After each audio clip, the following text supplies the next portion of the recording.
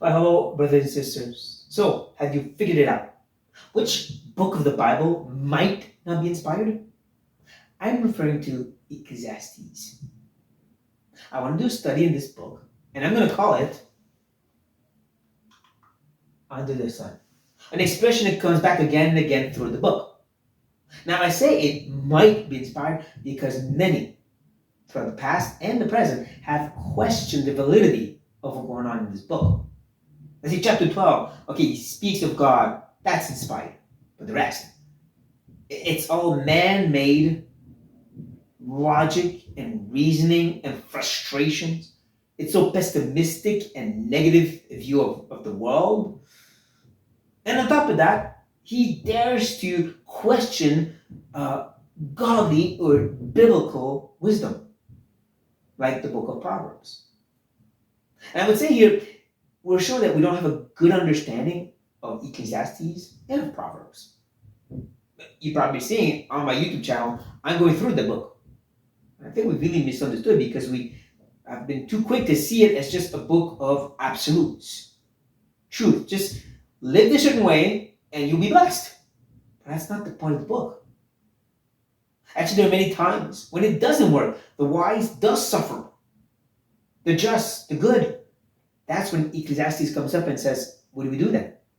See, he gives voice to our questioning and frustrations about this world, even as believers.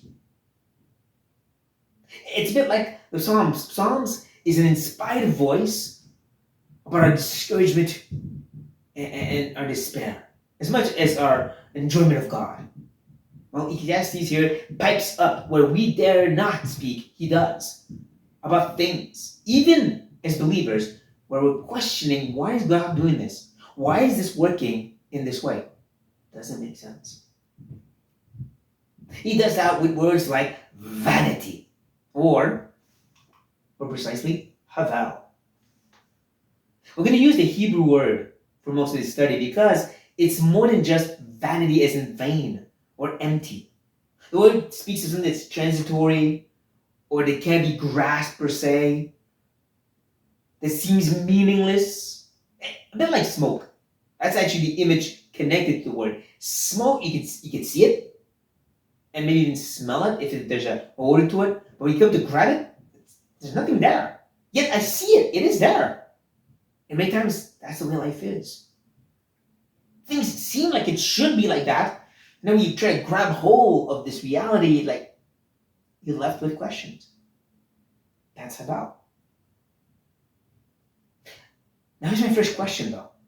Who wrote this book? Don't be too quick to say Solomon.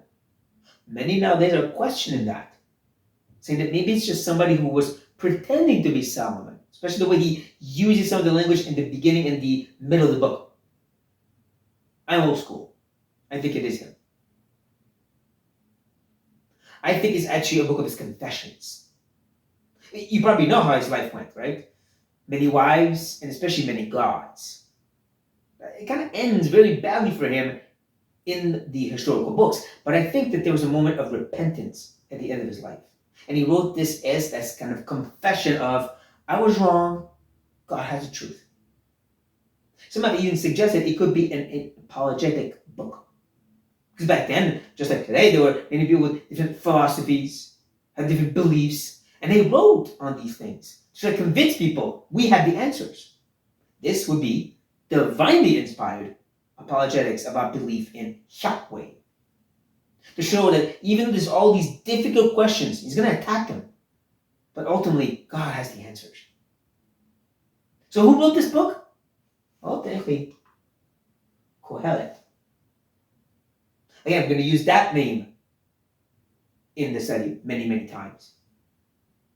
The name means preacher and teacher, and probably even some of your translations say that, but it also means somebody who brings information together.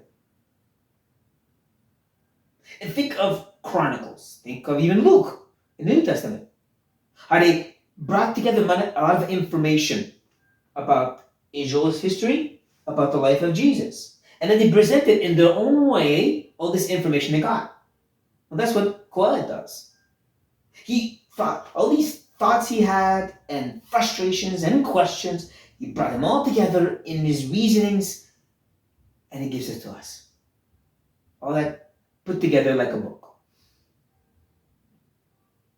Now, I would say the best way to approach this book is not to see it as a pessimistic guy who finally sees the light at the end. No. Because at the end of his book, he actually explains how to approach the book. He says that in the entirety of it, they are goads and nails. Goads are those long, pointy sticks used to jab animals that are stubborn to make them move forward. And many of these frustrating, dangerous, disturbing words are meant for that, make us move forward, to push us in places we don't want to go, questions we don't want to ask sometimes, like at the bottom of the barrel. But he doesn't just do that. He also has nails. Nails, think of tent pegs.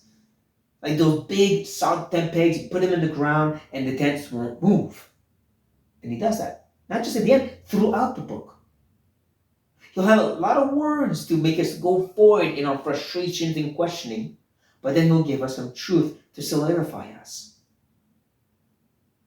So frustrations, questioning, truth, solidifying, over and over and over again.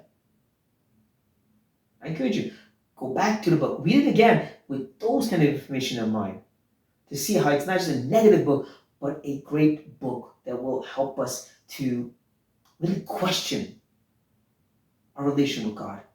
Really dare us to voice our frustrations about stuff that doesn't make sense, even as believers. And we're going to start that next week. With chapter 1 in the first of the poems. On this note, be blessed.